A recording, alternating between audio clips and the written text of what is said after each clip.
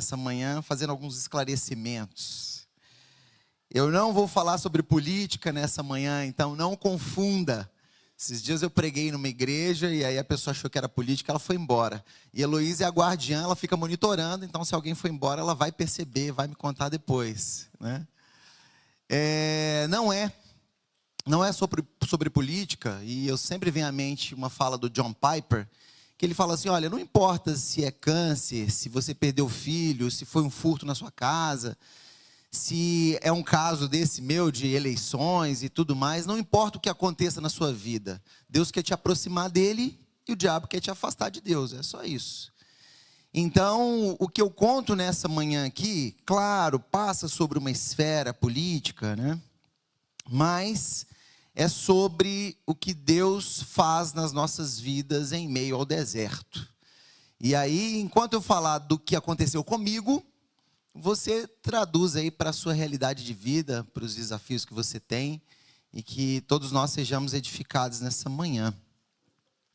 E não deu certo o PowerPoint, como deu aquela hora? Tá, é porque eu estou vendo aqui um navegador aqui na tela. Então, deixa eu tirar isso daqui.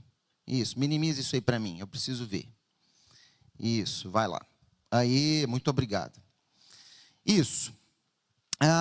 Eu até criei esse desenho, ó. Ele é um bonequinho feliz, mas na verdade ele está de cabeça para baixo. Upside down significa de cabeça para baixo. E é isso que é a nossa vida cristã.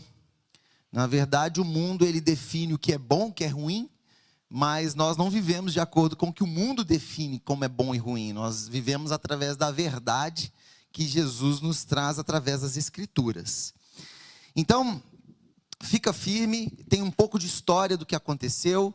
Aqui eu estou em casa, né? Então muitos aqui me acompanharam, viram um pouco, imagino que muitos leram notícias na mídia.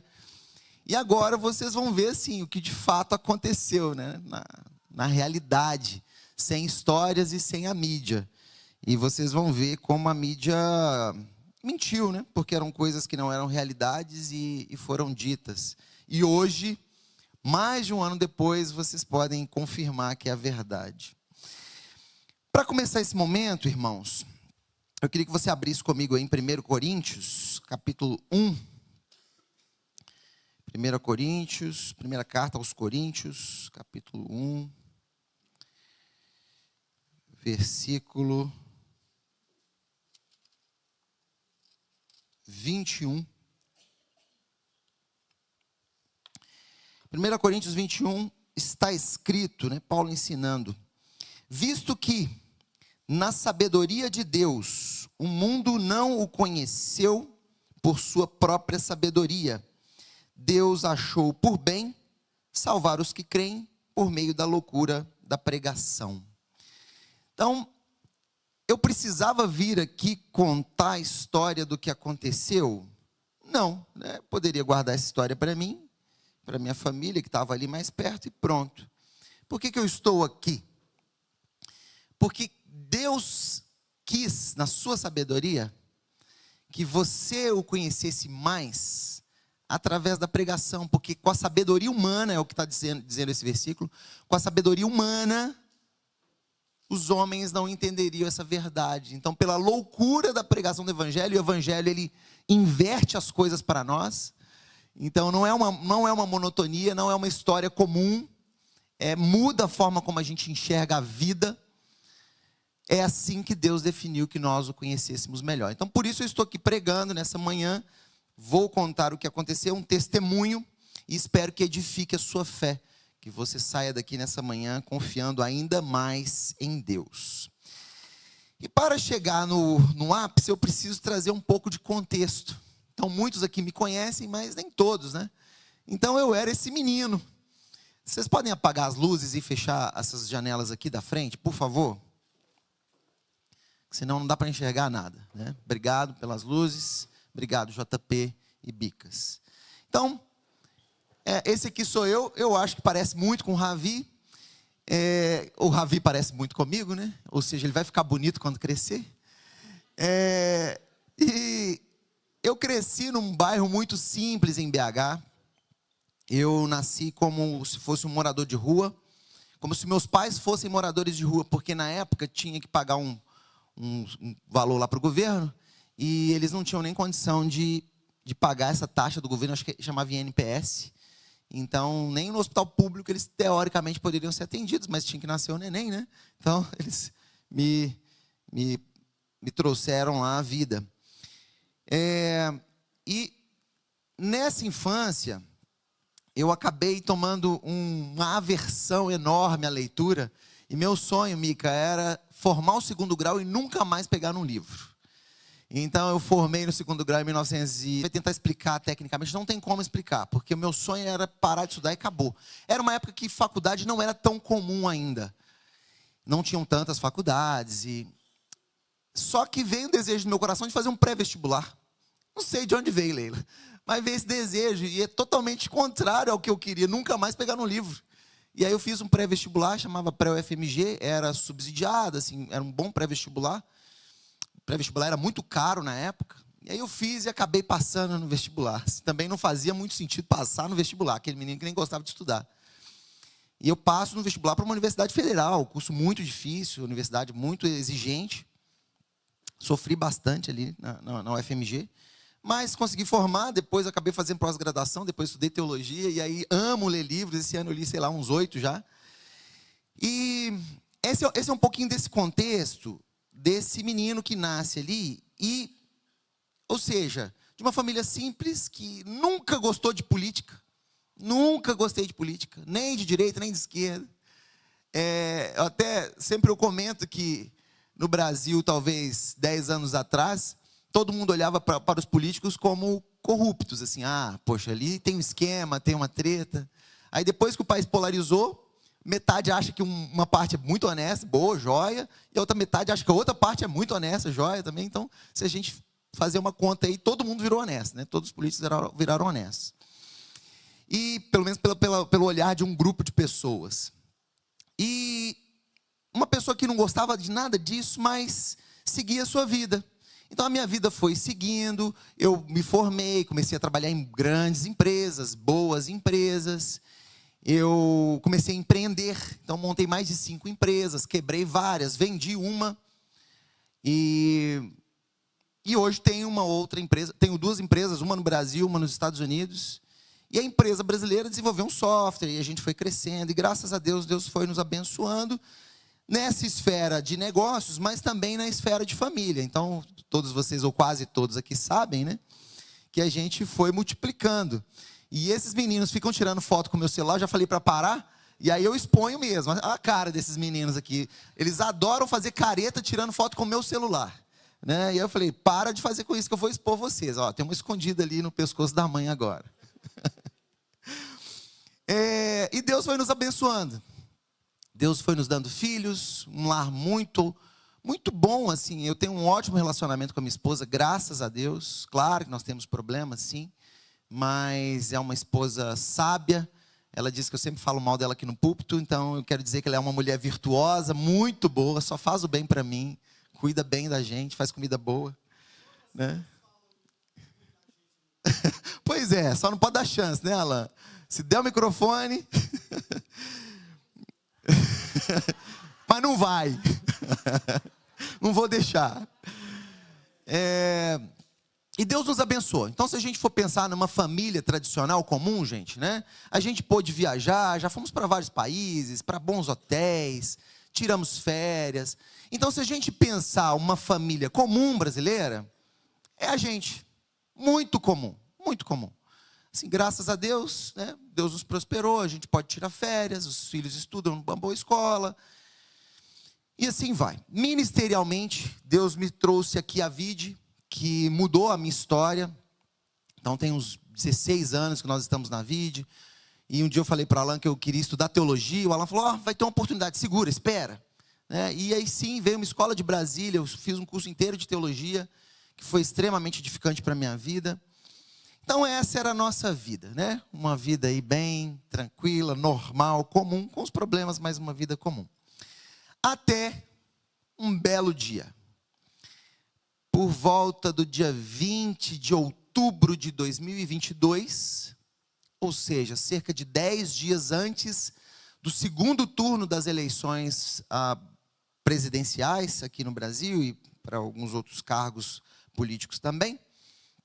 Uma empresa entra em contato comigo, é um CNPJ, nem comigo, né? Enfim, por e-mail, no contato comercial da empresa, enfim. E quer usar o nosso software. Então, a gente desenvolveu um programa de computador e um cliente novo chegou. Olha que coisa boa, né? Para quem empreende aí, tem empresa, cliente novo, coisa boa demais. E era um cliente novo.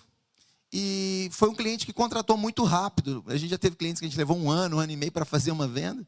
E esse cliente contratou em 2 dias. E aí a gente fica feliz, é muito bom um cliente novo. Esse cliente era o Instituto Voto Legal. É uma empresa, um CNPJ. E essa empresa ela estava prestando uma consultoria para o PL, o Partido Liberal, né? O partido do ex-presidente Jair Bolsonaro. E, ok, existe um contrato, né? Existe um contrato, existem responsabilidades e existe um valor pago. Esse cliente assina esse contrato, paga o valor de R$8.000. E ele pede para fazer, era uma pesquisa, depois muda, não vai ser uma pesquisa mais, agora o TSE liberou os dados, vamos explorar os dados que o TSE publica para qualquer pessoa do mundo. Qualquer pessoa do mundo pode entrar no site do TSE, baixar os arquivos lá, fazer gráficos, fazer o que quiser. E aí a dinâmica era simples. A gente tinha reuniões online. Então, ele falava assim, eu preciso fazer uma análise assim, vamos fazer uma análise do estado específico, ou das cidades grandes, cidades pequenas, enfim, uma série de análises em cima dos dados do TSE foram feitas, né? Que, claro, preservando a identidade das pessoas. E aí, irmãos, num contrato tão pequeno assim, né? Acabou se tornando um negócio muito grande. O que aconteceu de fato ali naqueles dias das eleições é que o meu cliente falou assim, olha, vamos subir os dados dos logs das urnas. Aí eu até falei assim, não, mas são muitos dados, né? E realmente isso é importante? Ele falou, não, é importante. Ok, o cliente pagou, né? Você executa o que tem que ser feito. E aí foram mais de 2 milhões de arquivos. Pensa aí no computador, né? Aquele arquivo de Word ali que você tem. Então eram 2 milhões de arquivos do TSE. E isso culminava em 4,3 bilhões de linhas. Então, aí quem já trabalhou com Excel, uma planilha, o Excel suporta 1 milhão de linhas no máximo.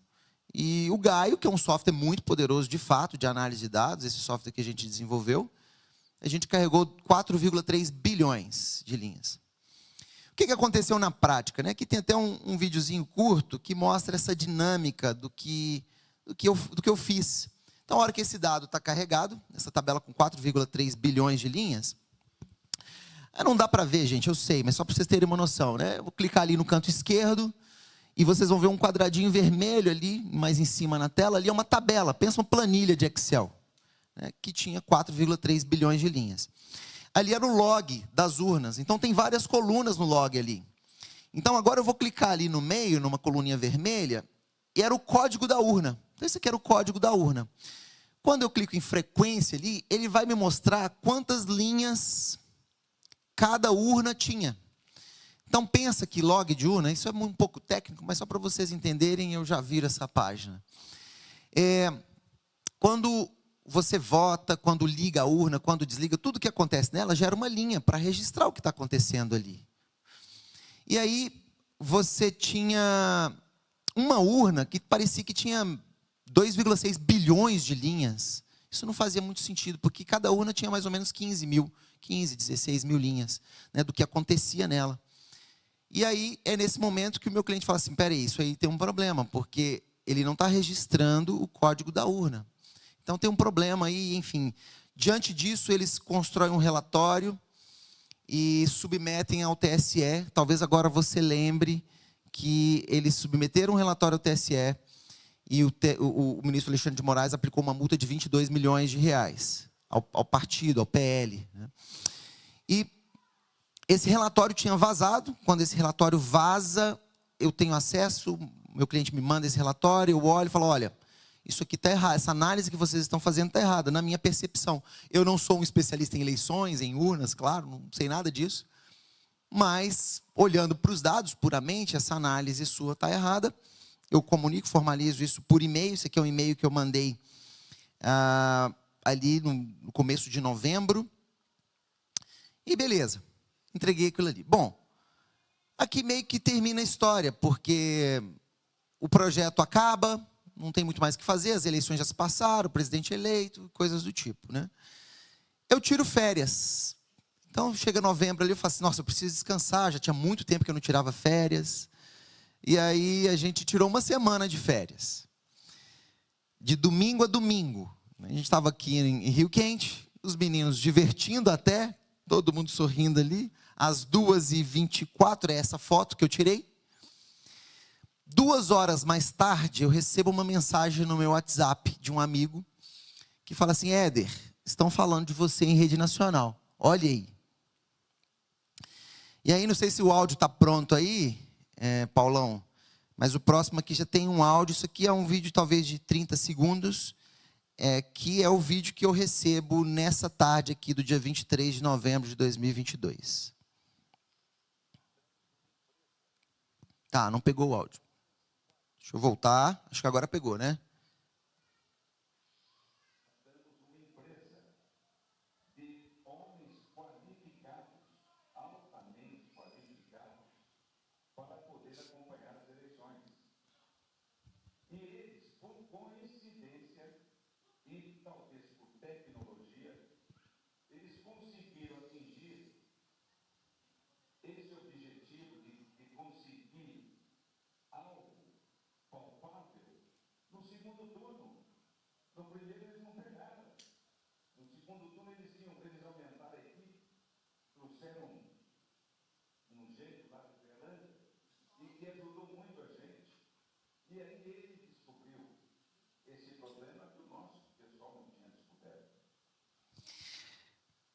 Isso aqui foi tudo, né? Eu nunca tinha sido chamado de gênio antes. E pronto, né? Foram mais de 150 matérias falando de um tal de gênio de Uberlândia, né? Nunca me intitulei assim. Por isso que eu contei aquela história no começo, né? Era um menino comum, que não gostava de estudar, não gostava nem de ler, e virou gênio de um dia da noite para o dia, né? Bom, não sei, essa fala aqui, enfim, tem uma outra fala dele que ele fala, não sei se é por competência, por inteligência ou por tecnologia, e de fato, aí sim, tecnologia. A gente conseguiu processar em 2 dias, 2 milhões de arquivos, mais de 4 bilhões de linhas, e ver o que tinha naqueles dados, né? Mas, bom, aqui é uma bomba que cai, claro. Eu fazia um serviço técnico para uma empresa e jamais esperava que eu estaria envolvido num cenário político, nacional, presidente, eleições e todo aquele cenário que vocês conhecem bem, muito doloroso para mim, e imagino que para muitos de vocês também, aquele tempo. Bom, jornalistas vão aparecer, né? Vai ter uma certa bagunça aqui nesse tempo, mas o ano vira, nós viramos para 2023 e não se fala mais nisso. Tem o 8 de janeiro, mas não tinha nada a ver comigo, enfim. A poeira baixa para mim, então a poeira vai baixando. O ano de 2023 é um ano normal, um ano como qualquer outro, tá? Só que, lá em 2024, um ano e pouco atrás, numa reunião pastoral, Alain vai lembrar, Marquinhos vai lembrar, pastor Evandro não está aqui, está com as crianças agora. A gente teve uma reunião pastoral, como a gente sempre tem, muito boa, na casa do pastor Evandro. E aí, olha, mais de um ano depois disso aqui, né? Então não tem nada a ver com isso aqui mais. E aí eu falei para eles assim, pessoal, deixa eu explicar algumas coisas para vocês. E aí falei que a minha vida, eu estava bem cansado, estava vivendo um momento difícil, de desgaste, e que eu precisava ficar um tempo parado, um pouco, desligar um pouquinho. O Alan não concordou, a gente conversou depois. E eu usei a seguinte frase: eu preciso um pouco de anonimato. Eu preciso sumir um pouco, porque eu sou muito acessado por pessoas em várias esferas da minha vida. Então, eu preciso desligar um pouco, eu preciso, né, recuperar um pouco as energias. Então, eu pedi anonimato. E aí, 2 semanas depois, eu estava recebendo a Polícia Federal na minha casa. E aí, eu estava, de fato, presente em muitas, muitas matérias ao redor do país, né? Aqui é um momento que a vida vira de ponta cabeça. Porque quando a polícia... Gente, claro, não são os policiais federais, eu não pedi para eles ficarem paradinhos para tirar uma foto, né? Ali, de fato, é minha casa, mas é inteligência artificial ali, não são pessoas reais, né? Eles chegam às 6 da manhã na minha casa, eu queria que você fosse imaginando aí se fosse com você, né? E eu estou dormindo, porque Heloísa, nessa época, acordava um pouco mais cedo, arrumava os meninos, eu pegava, levava-os para a escola e ela ficava em casa. Então, ela acordava mais cedo, acordava os meninos, eu acordava umas 6h30, por volta de 6h30, me arrumava e levava a turma para a escola e ia para o trabalho. Então, Heloísa chega no quarto, né, gritando, amor, amor, desce correndo, Polícia Federal está lá embaixo. Você acorda com isso. O que está acontecendo? E pensa que eu não consegui nem associar a questões eleitorais, porque poxa, já tinha mais de um ano. E, ao mesmo tempo, eu não tinha feito absolutamente nada errado. Eu não tinha relação com políticos, eu tinha relação com o cliente, né, que é uma empresa. Era um contrato entre duas empresas. E, ok, né, eu desço, eu levanto, estava só de short, sem camisa, eu começo a descer a escada, paro no meio da escada e falo, calmo, tranquilo. Bom dia, pessoal. Eu posso vestir uma camisa ou eu devo descer assim?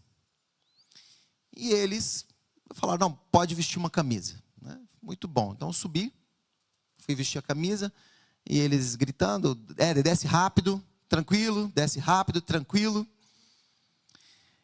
E eu desço e começo a conversar com eles, e eles tinham uma sensação de que eu era uma pessoa que tinha abraçado uma causa. Eu era um gênio, né? Era um gênio. E tinha abraçado uma causa e estava ali. Então, eles queriam achar o meu laboratório. Tipo assim, eu vislumbrei que eles pensavam que eu tinha uma sala cheia de papel pregado na parede, com vários computadores interligados, e aquela coisa de gênio, né? O cabelo em pé, aquela figura, aquele estereótipo, né? E eu comecei a explicar, eu falei, olha, eu não tenho um laboratório aqui, eu tenho uma empresa que desenvolveu um software que foi contratado por uma outra empresa, que é o Instituto Voto Legal. Aí eles começaram a entender, né? Aí eu mostrei o contrato que eu tinha para eles. Enfim, foi cerca de 1h30 que eles ficaram lá em casa, uns 6 policiais, e respeitosos, né? Uma relação bem profissional. Então, nesse aspecto foi muito tranquilo. Vasculharam as coisas, né? E aí eles pegaram meu computador, meu celular, meus passaportes e levaram.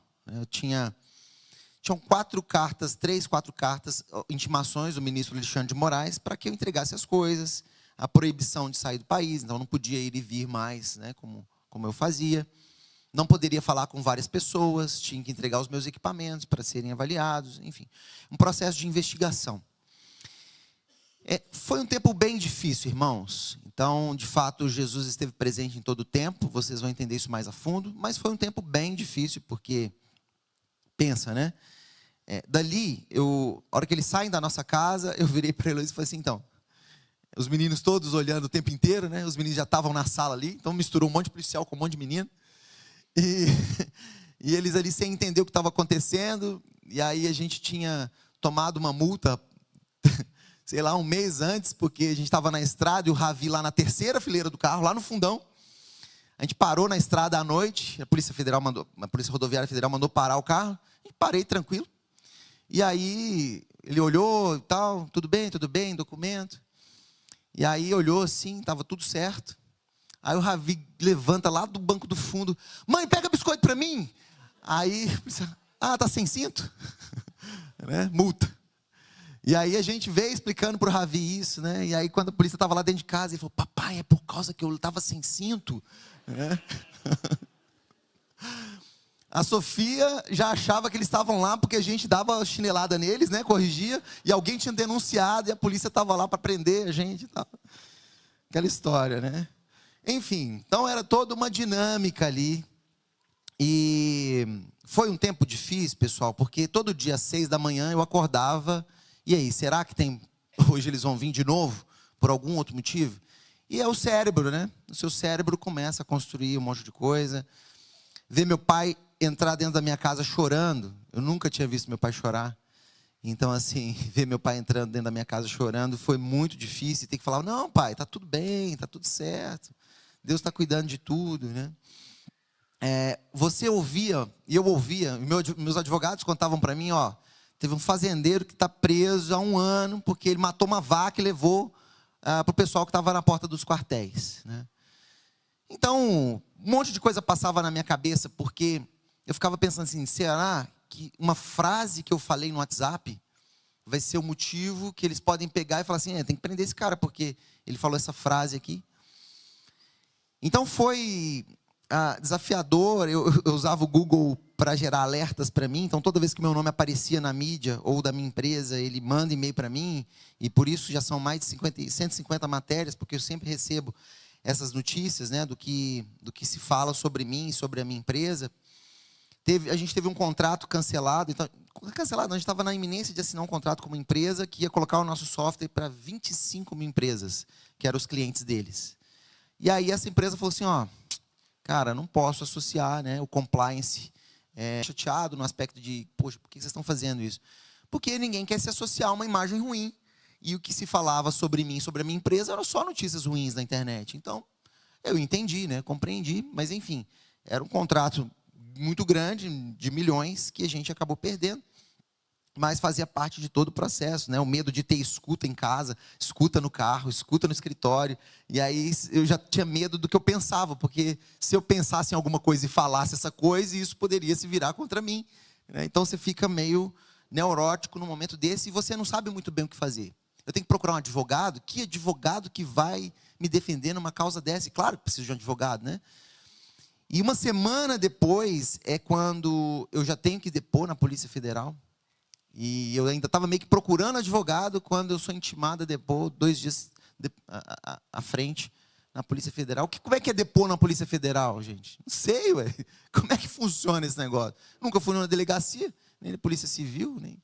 Então, eu nunca chamei a polícia, né? A gente nunca teve que chamar a polícia para nada. Então, você fica num sentimento de, o que eu faço? E, no final da história, você estava sendo intimado e proibido de fazer coisas pela pessoa mais poderosa do país. Então você vai ligar para quem? Você vai procurar quem para te ajudar? Se você já está na instância mais alta da justiça desse país. Só, irmãos, que aqui a gente começa a virar um pouquinho o cenário, né? Que são as cartas que eu recebi, enfim.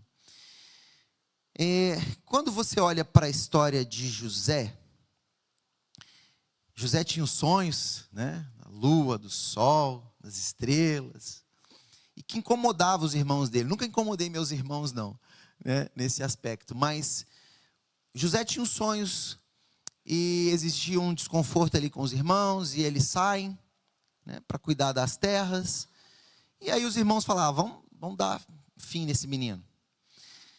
E aí, depois colocam ele tomam uma decisão, discutem, colocam ele na cisterna, né? Deixa esse menino na cisterna. Depois tomam a decisão de vendê-lo para os ismaelitas. O que a gente precisa entender também nessa história é que os ismaelitas tinham um papel muito importante ali. José, Bicas, ele tinha que chegar no Egito. Esse era o plano divino. Então José, ele tinha que ir parar no Egito. Tinha todo um contexto de salvação da família dele, do povo de Israel. Só que, poxa, talvez se você falasse assim para José, você vai virar, de fato, esses sonhos aí, ó, você vai virar o governante do Egito, você vai mandar em tudo, você vai salvar sua família. Talvez José falasse assim, top, opa, vamos para cima. Mas você vai ficar 2 anos preso. Não. Aí não, né? O que eu vou fazer de errado? Não, você não vai fazer nada de errado, você só vai ficar preso. Você vai ser vendido como escravo. Vocês acham que ele estava sendo bem tratado ali pelos ismaelitas nessa jornada, na viagem, e o processo de venda? Não. Só que os ismaelitas tinham que passar por ali, tinham que comprar José, tinham que levar, e depois ele parar na casa de Potifar, e a mulher arranjar uma treta lá, e o coitado ir parar na prisão por 2 anos. Foi vida fácil, irmãos? Não foi. Mas é parte do processo. Então a gente teve uma reunião do Compaz aqui esses dias, e aí o Saulinho deu uma palavra sensacional. E aí foi sobre Elias. E aí teve um pastor que falou assim, Jezabel foi uma bênção na vida de Elias, depois de fazer milagres, de descer fogo, de matar 400 profetas, mais 400, enfim. E ela foi que puxou, né? Claro que a gente tem que saber ler isso que eu estou falando, né, irmãos? Mas eu falo para vocês hoje que o ministro Alexandre de Moraes foi uma bênção para a minha vida. Porque eu fui empurrado a depender de Jesus de uma forma que eu nunca imaginei que eu teria que depender. Então não estou falando que o que ele faz é certo, não estou falando que pessoas presas, eu sei, existe muita dor, muito sofrimento envolvido, pessoas idosas presas, uma mulher por causa de um batom condenada a 14 anos, enfim. Tem muita história, eu não estou entrando nesse mérito. Eu estou falando do que eu vivi. E do que eu vivi foi me aproximar de Jesus e entender que eu dependo única e exclusivamente dele. Que tudo é dele. Então, quando a gente olha para essa situação, a gente pode lembrar de Gênesis 50, que diz assim, vocês intentaram mal contra mim. Quem que está falando isso? José. Mas Deus o tornou em bem, para que hoje fosse preservada a vida de muitos. Então os irmãos dele intentaram algo mal contra ele, mas tudo aquilo fazia parte de um plano maior, que gerou na salvação deles mesmos. Então foi um tempo dificílimo, né? Ainda existem alguns efeitos, mas eu posso dar glória a Deus e graças a Deus em toda e qualquer circunstância, porque Ele é fiel, Ele esteve presente todo esse tempo. Então, foram, naquele dia que a Polícia Federal vai na minha casa, eu vou na casa do Alan, a gente conversa bastante, o Alan ora comigo, depois eu vou na casa do Saulinho, a gente conversa bastante, Sirlei. O Saulinho fez um macarrão tão gostoso, caprichado, né? Mas eu não conseguia comer, não conseguia descer, né? Era difícil comer naquele dia. Foram muitas notícias, até virar financiador de um argentino que eu nunca conheci, né? Talvez muitos de vocês vão lembrar, o Fernando Serimedo. Aí tem uma matéria aqui que colocaram a minha foto do lado dele, e o Éder é o financiador. Como é que eu ia mandar o dinheiro para uma pessoa que eu nunca falei com ela, né? Que eu nem conheço. Então foram muitas notícias, e eu até evitava ler, eu evito ler, eu devo ter lido talvez umas 10 das 150. E o que tinha aqui? Depois eu tive acesso a documentos, então eles me investigavam, porque eu poderia ter cometido crime. E que crimes eram esses, né? Era um crime de golpe de Estado, associação criminosa, formação de quadrilha e abolição do Estado Democrático de Direito. Quando eu li isso, eu fiquei pensando assim, eu nem sei bem o que é um golpe de Estado. Como é que é um golpe de Estado? Associação criminosa, formação de quadrilha, mas para mim isso era bandido, assim, que montava uma quadrilha para assaltar um banco e tal, né? Então são definições que eu sequer entendo, né? Eu nem entendo a definição disso até hoje. E eram 16 anos de cadeia. Isso era o que estava planejado, né? Isso era o que tinha num diagrama que foi desenhado. Então o Éder fez isso, que fez aquilo, que cometeu esse crime, que se juntou a esse. Então tinha uma história, uma narrativa. Depois eu fui entender essas coisas, né? Quando vai se investigar uma pessoa, você tem que ter uma história, né? Você tem que ter um motivo para investigar, não pode investigar do nada. E essa era a história, né? Uma possibilidade aí de 16 anos de cadeia. 16 mais 5 são 21 anos. Ravi tinha 5 anos nessa época. Então talvez eu daria um abraço aqui fora de novo com esse rapaz. É a versão do Ravi com 21 anos de idade, né? Inteligência artificial aí ajudando hoje, né?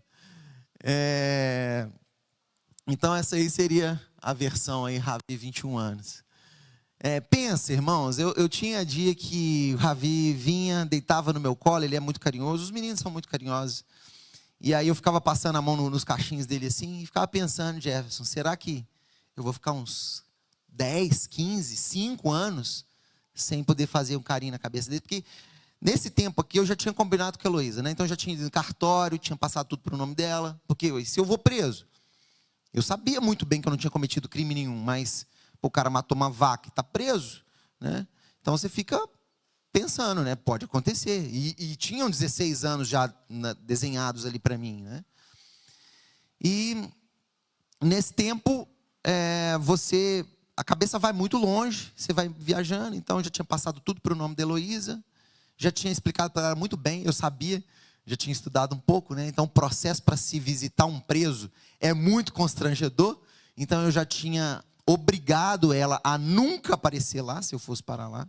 Eu não queria, né? Eu já tinha falado para ela, se você aparecer, eu não vou lá te ver. Então, eu não queria expor minha esposa à situação tão difícil que é no sistema carcerário brasileiro. Meus filhos, né? Então, esse era o contexto, né? A gente sabe de tudo que esse país tem vivido, enfim, né? Por mais que eu discorde totalmente das pessoas quebrarem, das pessoas quererem matar e de tudo que aconteceu nesse país, mas, ao mesmo tempo, né, escrever numa estátua com batom e ser condenado a 14 anos, é uma percepção privada minha, eu tenho direito disso, né? Você também tem. Eu acho exagerado, né? Mas nesse tempo, irmãos, foi o tempo, lembra, nós cristãos vivemos na contramão do sistema, né? Então, fica calma aí, entende o que eu vou falar. Eu entendi que eu não preciso de esposa, eu não preciso de filhos, eu não preciso de carro, eu não preciso de casa, internet, celular, computador, trabalho. Eu não preciso, Deus não tem obrigação de falar comigo. Ele não tem obrigação de me entregar uma profecia.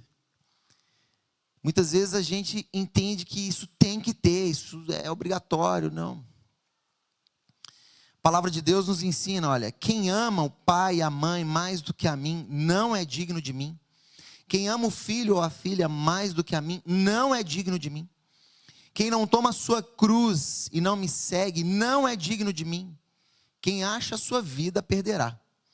Mas quem perder a sua vida por minha causa, a achará, a encontrará. Então eu descobri que se eu parasse numa prisão, não teria nada disso que eu falei com vocês, né? Não tem internet, não tem telefone, não tem mulher, não tem filho, não tem comida boa, não tem casa, não tem trabalho, não tem nada. Mas eu descobri que Jesus era tudo o que eu precisava. Eu estava pronto para ir parar numa cadeia, mesmo sendo inocente, não tendo feito nada de errado. Lógico que era difícil, lógico que tinha dias mais tranquilos e dias mais atribulados, sim. Mas eu entendi. E aí você fala assim, não, Éder, então você está falando que você não precisa de ninguém? Você é Não, eu quero te dizer que Jesus é suficiente, mas Ele me deu o privilégio, uma honra de ter uma mulher virtuosa. E eu tenho que agradecer todos os dias a Deus por isso.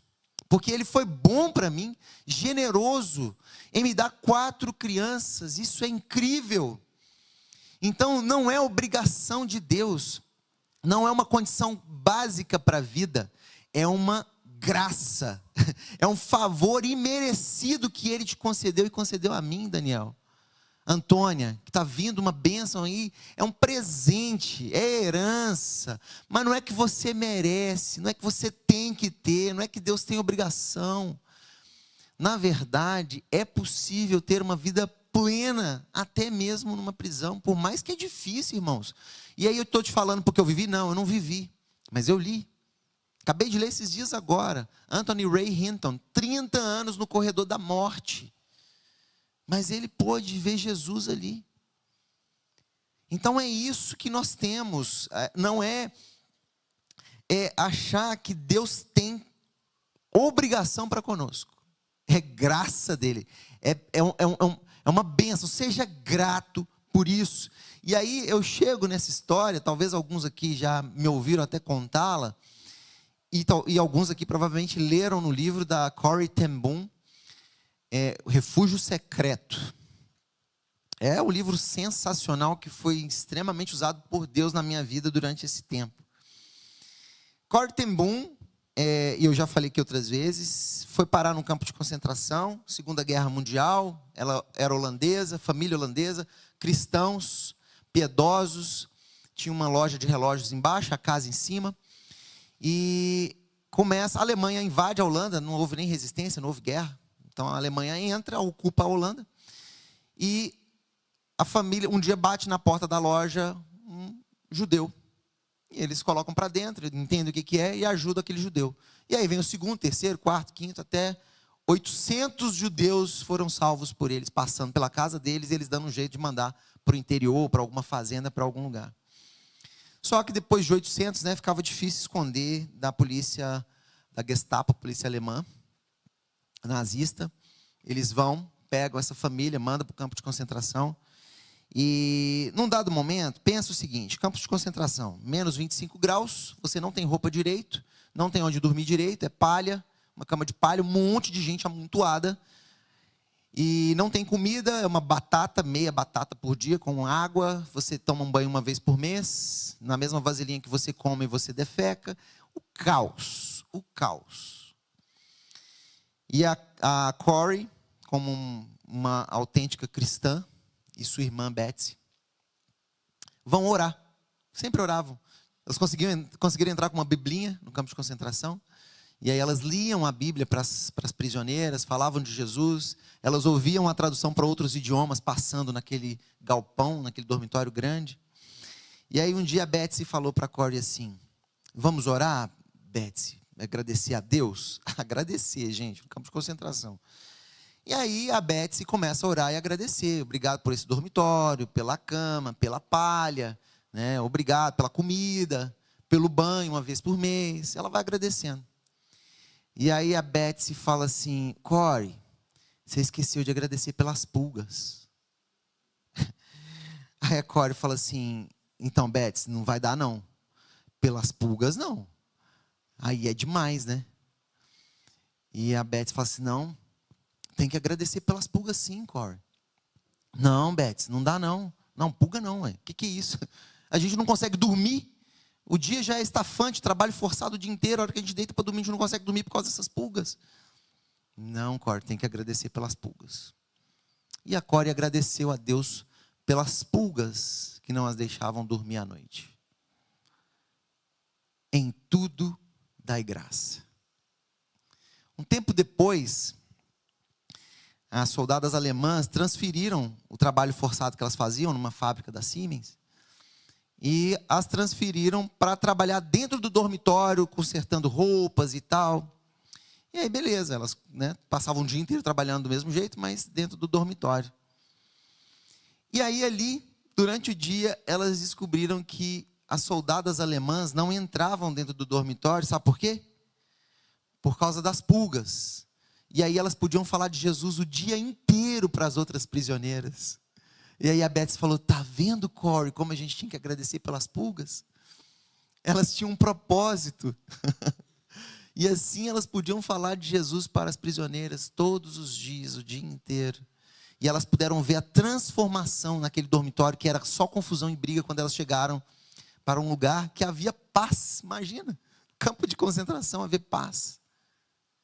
Então, irmãos, que eu e você consigamos ver como Deus é bom em situações que muitas vezes parecem ser muito ruins, mas Deus tem um propósito com o que acontece nas nossas vidas. Essa foto aqui eu tirei em Vitória, no Espírito Santo. Eu sempre vou lá, tenho um cliente lá, e aí, um dia desses eu subi no prédio, cheguei na sala, e talvez eu conheci umas 2, 3 pessoas na sala, de umas 15, 20. E aí fulano, beleza? Beleza. Aí o cara, e aí, Éder, como é que estão as coisas? Tudo tranquilo, beleza e tal. Aí assim, meio que para trás de mim assim, tinha o seu Carlinhos sentado lá, não conhecia o seu Carlinhos. Aí ele ouviu o Éder e tal, me viu. Aí depois eu vi o seu Carlinhos assim com o celular assim, quietinho e tal. Aí ele olhava para mim. Aí o seu Carlinhos falou assim: ô Éder, você é de onde mesmo? Aí eu falei: de Belo Horizonte, seu Carlinhos. Aí bugou a mente dele, porque eu nasci em Belo Horizonte. Então será que é, será que não é? E assim foi, teve muitos casos como esse durante essa temporada aí, de estar exposto à mídia. E eu voltei no fim do dia para o hotel, olhei na janela do quarto, vi essa vista, uma vista bonita. ali ao mar ali de Vitória. E Deus falou para mim assim: filho, existem 3 formas de se relacionar e enxergar o mundo. Primeira forma, que é muito comum na nossa sociedade, pessoal, é a forma que você enxerga pessoas, coisas e o que está aqui. É isso aqui, ó, o que eu estou vendo. Gente, né? Árvore lá no fundo, coisas. E aí você pode recorrer a pessoas. Esse final de semana, eu estava com a pessoa mais rica que eu já encontrei na vida. Ele vendeu a empresa por 2 bilhões de reais. 2 bilhões de reais é tanto dinheiro que você não sabe nem o que fazer direito, né? E muitas vezes as pessoas confiam em pessoas, porque essa pessoa ela pode me ajudar, pode resolver o meu problema, ela pode se comover com a minha situação e me ajudar. Eu, naquela situação delicada, um advogado pode se comover e me ajudar e me atender de graça, né? Porque muitas vezes é caríssimo. Quem quer ir lá no STF discutir com os ministros para fazer uma defesa de um Zé Ninguém como eu, que eu era a ponta mais fraca da corda, né? Você tem políticos poderosos, ex-presidente, tanta gente ali, e eu era o Zé. E é assim que o mundo vive, vendo coisas e pessoas. Então, vou comprar, vou vender, vou resolver. É isso aí. Agora, existe um passo à frente que é enxergar Deus. É olhar para o alto e falar: Senhor, me ajuda. Senhor, o que eu faço? Esteja comigo, Pai. Vai à frente. Me ajuda nesse momento, Pai. São aqueles que olham para Deus, clamam a Deus. Muitas vezes sou eu e você. A gente olha para a Bíblia, busca a Deus. Isso é muito bom. Você enxerga, você está enxergando o mundo aqui ainda. Você está enxergando, mas você está olhando para o céu, você está olhando para Deus. Só que existe uma terceira forma, irmãos. Que é enxergar como Deus enxerga. De cima para baixo. Então, quando Deus olha de cima para baixo, Ele vê o Éder. Sim. Ele preocupa se o Éder dormiu bem à noite. O Criador do universo está preocupado se eu e você dormimos bem à noite. Só que Ele olha de cima. Ele está vendo tudo. Ele enxerga como as peças se encaixam. Ele sabe que quando Ele prometeu para Abraão e Isaac um filho, e era, né, o filho da promessa, Isaac, Ele prometeu para Abraão e Sara, Isaac, não era naquela semana, não era no mês que vem que Isaac ia vir. Talvez para ele sim, né? Já vai vir, ele prometeu, ele vai fazer, vai vir um menino aí, ó, daqui 9 meses está nascendo um menino. Eu pensaria assim, daqui 9 meses o menino está aqui. Não foi, foram 25 anos. Então, aqui é Deus olhando, e eu e você podemos enxergar dessa forma. Tudo o que acontece na nossa vida.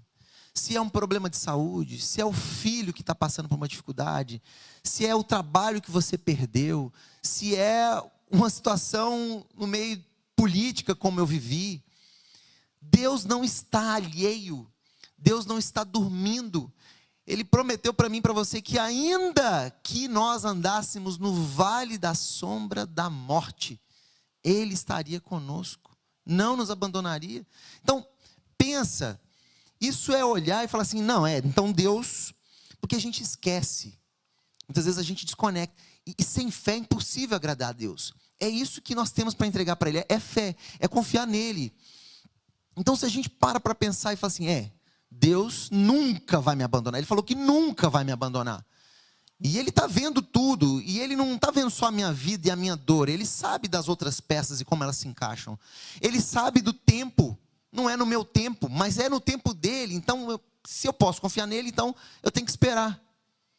Porque foi quase 1 ano, irmãos, desde que a Polícia Federal vai na minha casa, até a Polícia Federal publicar um relatório com análise, um diagnóstico.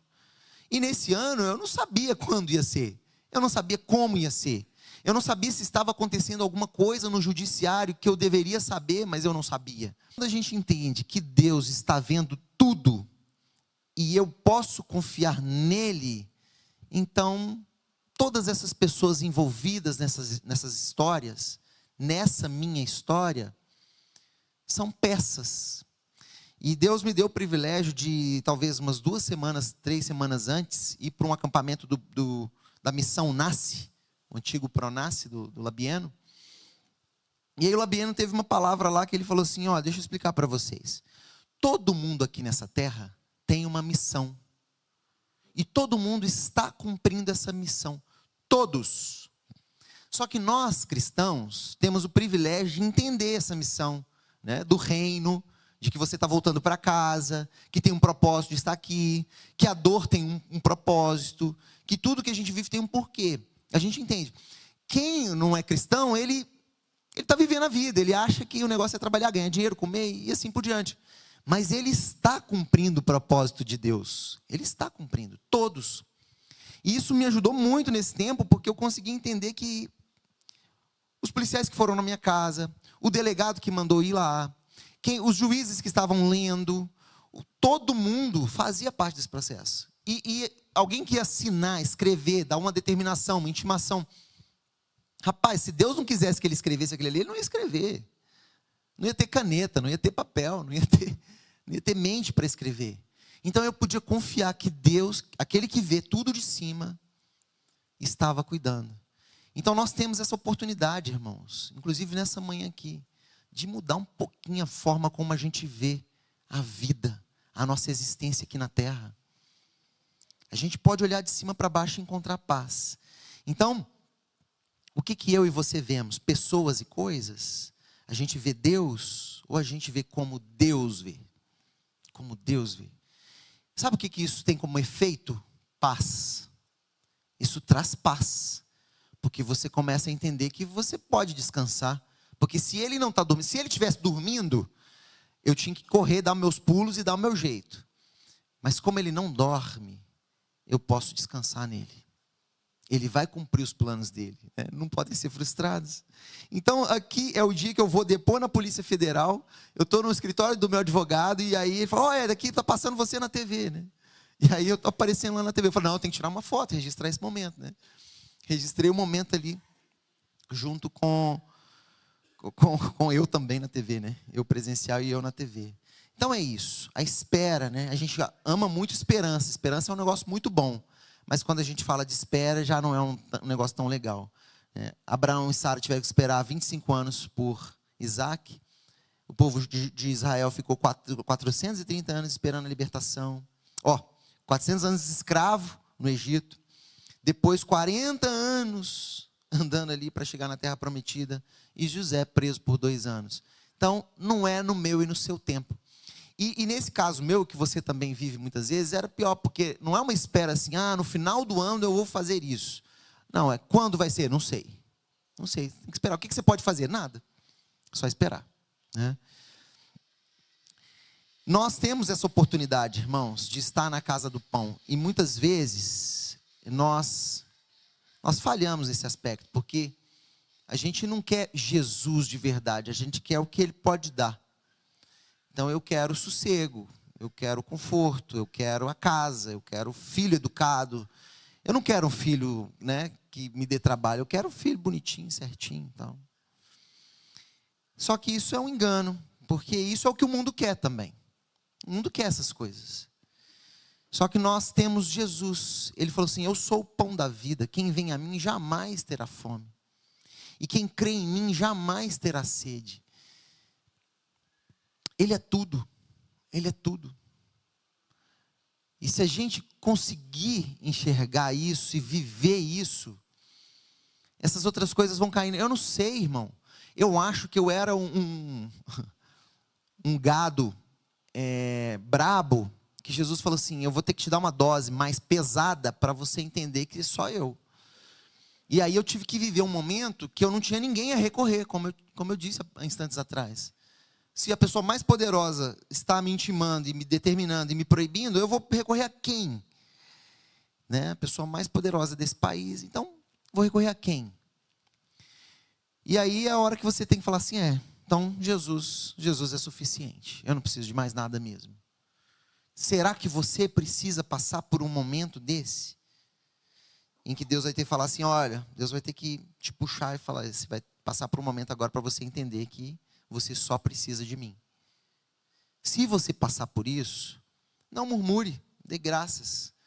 Porque aquele que te amou, aquele que entregou sua vida por você, está cuidando de você. Quer seja, no Dudu é uma bênção na minha vida, né? Da gente ter um escritório bom agora. E aqui é onde eu passava as minhas manhãs, em que eu desligava cedinho, participava da oração da vida, e depois eu tinha o meu momento de devocional. Eu ficava ali, muitas vezes por 30 minutos, 1 hora, 20 minutos, 1 hora e meia, 2 horas. E eu lia a palavra, ouvia, orava, conversava com Jesus, externava o que eu estava sentindo. Isso é muito importante, a gente ter esses momentos de fato, parar tudo e ouvir Jesus. E nesse tempo difícil, a gente foi para Belo Horizonte, e aqui tem 2 fotos, bem apagadinho, né? Mas foi na iminência ali do carnaval, a Polícia Federal vai na minha casa, acho que numa quinta-feira, e aí na sexta, sábado, a gente pega a estrada e vai para Belo Horizonte. Já vamos lá, né, encontrar com a família nesse carnaval e tudo. Cheguei, reuni a família, contei o que estava acontecendo. O pessoal chorou muito, né? Foi aquele momento, mas foi um momento de Deus, assim, de palavra, de Bíblia, de fé, de confiança, de entregar. E eu falei assim, vamos tirar uma foto para a gente guardar esse momento, que lá na frente a gente vai tirar outra foto. E aqui estão as 2 fotos. No momento em que a bomba caiu, num turbilhão, e a outra foto, 1 ano depois. Qual que é o antes e o depois? Qual que é o antes e o depois? Não dá para saber, porque Jesus estava presente no antes e no depois. É Ele que traz alegria ao nosso coração, irmão. É Ele. Então não é circunstância, não é viver em circunstâncias diferentes, mas é Jesus nessa circunstância que eu estou vivendo. Então, só para tirar a curiosidade aqui, a da esquerda aqui era o depois, e aquela ali foi o antes, né? Enfim, as mesmas pessoas com as mesmas roupas. Existem alguns cuidados, irmãos, que a gente sempre tem que atentar, né? O que me tirou dessa história? Eu estou caminhando para o final já. O que me tirou dessa história? Foi sempre ser honesto e fazer a coisa certa. Então, hoje eu olho para trás e eu penso que se em algum momento a Polícia Federal fala assim, ou não sei se foi a Procuradoria-Geral da República, fala assim, olha, houve uma troca intensa de mensagens entre Éder e o seu cliente. Se nessas trocas, e se isso é verdade, né, era sempre muito ali do WhatsApp, né, muitas mensagens no WhatsApp,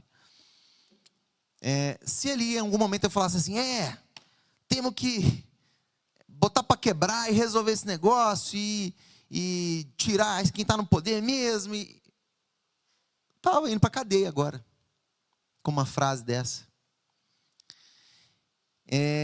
Isso não aconteceu. Então, em todo o tempo do trabalho que eu fiz como um profissional, isento. Então, isso aqui está certo, isso aqui está errado, é assim que funciona, tecnicamente é isso, eu sou estatístico também, né? Então, meu papel ali era análise de dados, estatístico. E é isso. Então, sei lá, talvez horas de gravação ali de textos, sei lá, 50 páginas de texto. Em um momento algum eu falei, olha, vamos dar um jeito, vamos dar um jeitinho, vamos conseguir, vamos... Não, era um trabalho sério que eu estava fazendo. E a palavra de Deus diz, quem, Senhor, habitará no seu tabernáculo? Quem há de morar no teu santo monte? O que vive com integridade, pratica justiça e de coração fala a verdade. Não importa se é o que você gosta ou o que você não gosta, fala a verdade. Seja sincero, sim, sim, não, não. Seja honesto em todo o tempo. Porque se eu tivesse talvez agido por empolgação ali, com emoção, estava no vinagre agora. E essa carta aqui, esse e-mail, foi esse e-mail que a justiça usou e falou assim, olha, o Éder, de fato, não tem nada a ver com essa história, porque ele, claro, né, trabalhei, analisei os dados do TSE e tudo mais, mas ele falou a verdade. Ele avisou, ele alertou. Né? Então, eu mandei esse e-mail um dia que eu cheguei em São Paulo, Eu tinha visto o relatório preliminar, eu falei, olha, essa análise aqui está errada, isso aqui está errado. Então, eu não me isentei, eu não me escondi, e eu falei o que tinha que ser dito, né?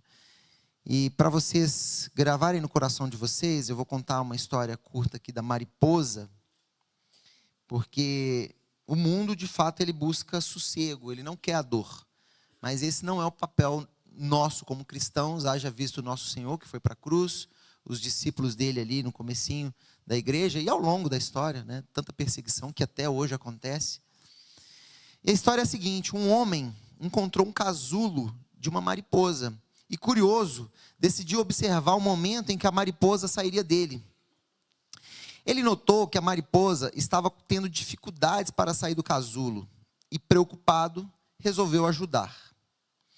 Com muito cuidado, ele fez uma pequena abertura no casulo para facilitar a saída da mariposa. Está tentando sair do casulo, deixa eu dar uma ajudinha aqui, né? No entanto, ao sair, a mariposa tinha um corpo muito inchado e as asas pequenas e murchas. O homem continuou a observá-la, esperando que as asas crescessem e ela pudesse sair voando. Porém, isso nunca aconteceu. A mariposa passou o resto da sua vida rastejando, incapaz de voar.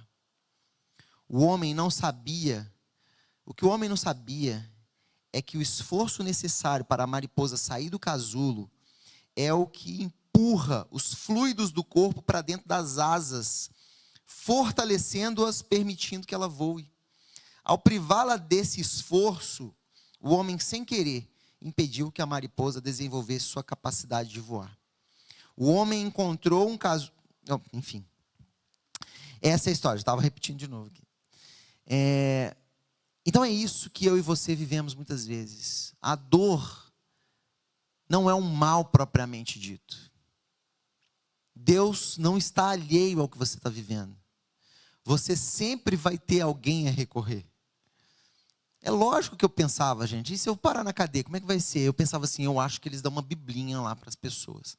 Então, se eu tiver uma Bíblia para eu beber da fonte de água viva, né, isso vai me alimentar ali. É o que a Cori fez de tudo para passar na frente dos soldados do exército alemão com a biblinha escondida. E foi um milagre, porque ela estava com a biblinha assim e eles não viram, porque não passava nada, ficava pelada, né, passava um pó e tinha todo um procedimento. E Deus fez esse milagre para ela, para que ela tivesse a Bíblia ali. E era isso que eu tinha em mente. Eu acabei descobrindo, irmãos, que eu e você podemos ser invencíveis. Invencível, indestrutível. E eu não estou falando da morte, né? A palavra de Deus nos ensina a não temer aqueles que podem te matar, tirar a sua vida. Não é isso. Se eu estou com Jesus, se Ele está à minha frente, eu e você, podemos suportar qualquer situação. Porque se o ápice é a morte, para nós é o começo. Então, eu e você podemos. Não estou falando que é fácil, mas com Jesus no barco, nós vamos vencer. Você vai vencer. Então fica firme. Nada nesse mundo pode nos separar do amor de Deus, que está em Cristo Jesus. Isso está claro para a gente sabe que Ele é bom, a gente sabe que Ele não vai abandonar. A gente pode sair da dor para um refúgio secreto, que inclusive é o nome do livro da Corrie ten Boom. Existe um refúgio secreto, um lugar que nós podemos nos esconder, mesmo em meio a uma dor extrema. Jesus consegue encher o meu e o seu coração em situações de adversidade. E aí o meu sentimento é esse: é andar com Jesus, é estar de mãos dadas com Jesus, Eu já falei isso aqui outra vez, né? Eu fico pensando nos discípulos, que para onde iremos se só tu tens palavras de vida eterna? Jesus, o meu negócio é andar contigo, porque eu vou para casa, eu vou fazer o que amanhã? Eu vou trabalhar? Sendo que eu estou andando com o Senhor aqui, levando a mensagem de salvação para todo mundo, uma mensagem de vida eterna para todo mundo. Eu estou te vendo, eu estou vendo o Senhor fazendo milagre, eu estou ouvindo o Senhor falar, eu estou bebendo uma água viva. Eu vou fazer o quê sem o Senhor? Gálatas 2:20, não precisa abrir. Fui crucificado com Cristo. Assim, já não sou eu quem vive, mas Cristo vive em mim. Ou seja, a gente se anula. Eu não estou buscando nada nessa terra. Eu só quero Jesus nessa terra. E aí, para chegar no finzinho, mais recentemente, o ministro Alexandre de Moraes mandou devolver os meus equipamentos, meus passaportes, meu celular, meu computador, enfim. Caíram as restrições, eu posso viajar, enfim, só preciso de dinheiro para viajar, né? Mas eu já posso viajar. E aí o Paulo Gonet, que é o Procurador-Geral da República, ele me colocou como testemunha de acusação, e o que era vice do Bolsonaro me colocou como testemunho de defesa. E aí eu tive que comparecer. Nesse final de semana eles publicaram essas audiências. Então isso aqui é público hoje, está no YouTube. O STF liberou. E ali foi eu esses dias. Isso aqui foi dia 19 de maio agora. Né? O ministro Alexandre de Moraes ali no canto, eu do lado. E aí um monte de gente aqui, né? O Bolsonaro aqui embaixo, o Paulo Gonet, o Procurador-Geral da República, a Carmen Lúcia, Cristiano Zanin. E aí pensa, né? Lógico que eu não queria ser testemunho de nada, enfim, né? Mas tinha que ir lá, né? Tinha que ser testemunha. E eu acho que até se eu não tivesse sido intimado, como eu fui, ou seja, não é opcional, mas se eu tivesse sido solicitado por alguém, eu também iria, eu creio que eu iria. Mas não é agradável, né, irmãos? Então, vocês podem imaginar que não é uma situação confortável. Mas, eu confesso que eu estava muito em paz. Jesus me trouxe muita paz. Eu estava no escritório no momento dessa audiência, e eu brinquei com a turma antes, brinquei com a turma depois, porque eu tinha uma clareza muito grande que eu não estava sozinho, que Jesus estava à minha frente. Isso era muito nítido para mim. E ele também já tinha avisado: olha, quando vocês estiverem diante dos juízes, fica tranquilo que eu vou colocar as palavras na boca de vocês, né? Então, eu estava muito tranquilo mesmo. Não estava nervoso, a mão não estava suada, não tinha nada. Isso. É isso aqui, irmãos. Essa é uma frase minha. O propósito da vida nunca foi a busca do prazer ou a fuga da dor, mas conhecer o autor, Bica. É isso. Você está aqui para conhecer Jesus, irmão. Não é para o que acontece aqui. O que acontece aqui você vive, passo a passo. Vamos lá. Vamos um dia após o outro. Então, queria te convidar a fechar seus olhos agora, nesse momento. Vamos orar. Deus, obrigado por essa manhã. Obrigado pelas circunstâncias da nossa vida, Pai. Não sei o que os meus irmãos têm passado, não menosprezo de forma alguma a dor dos meus irmãos. Eu sei o que é a dor, eu sei o que é acordar ansioso, e eu não sei o que é o que cada um está vivendo, o quanto dói. E também, Pai, também não faço juízo, porque eu sei que cada um aguenta numa intensidade diferente, cada um tem um grau de relacionamento com o Senhor. Mas nessa manhã, nessa tarde, eu quero te pedir que o Teu Espírito Santo crave nos corações de cada um aqui, que nós precisamos só de Ti. O Senhor é suficiente. Essa paz que excede todo entendimento, ela pode nos inundar em qualquer momento das nossas vidas, em qualquer circunstância. Ajude os meus irmãos, Pai, a Te ouvir, a Te buscar, a se humilhar, a entregar as rédeas, a desligar, a reconhecer que o Senhor conhece o passado, o presente e o futuro. O Senhor cuida de nós, o Senhor nos ama de verdade. O Senhor perdoa os meus pecados de ontem, aqueles que eu cometi hoje de manhã. O Senhor não guarda rancor, o Senhor não guarda tudo que eu já fiz de errado. O Senhor sempre está de braços abertos, falando: vem, meu filho, eu estou aqui, você está perdoado. Estou lançando no fundo do mar todos os seus pecados, todo o seu passado. Esquece, vamos andar em novidade de vida, nova criatura. Todas as coisas ficaram para trás, eis que tudo se fez novo.